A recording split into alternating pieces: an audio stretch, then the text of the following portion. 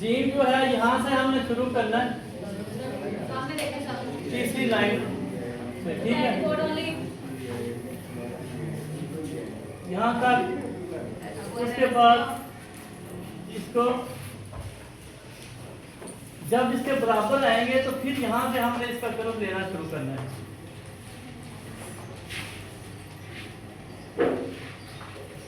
ये देखिए, ठीक है, ये इस तरह जेम लिखा जाएगा।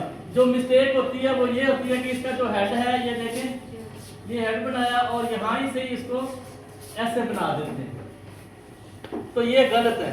क्योंकि जब हम इसको चेक करते हैं, देखिए सीधी लाइन लगाएंगे ना, ये देखिए ये बिल्कुल बराबर लगेगी, ठीक है। यहाँ पे जब हम सीधी लाइन लगाएंगे तो ये देखिए यहाँ पे तो स्पेस नजर आ रही है। बस ये चीज आपने गौर करना है कि जीम जो है इसको जहाँ से कर्व लेना है, इसके जहाँ से हमने स्टार्ट लिया था उसके जब बराबर आ जाएगी तब हम यहाँ से इसको मूव करेंगे इस तरफ को, ठीक है। या फिर ऐसे होता है कि ये इसका हेड ज्यादा बड़ा बना देते हैं और इसको ऐसे बना देते हैं, ये भी नहीं सही।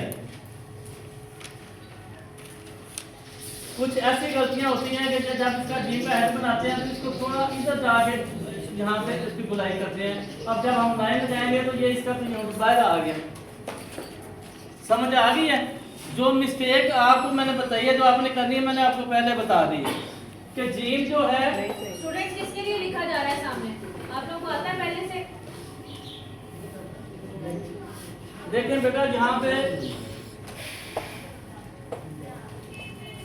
इसका हेड बनाए, ठीक है, इसको इधर से आगे की बुलाई करते जाएंगे और ये इस तरह जीम लिखेंगे,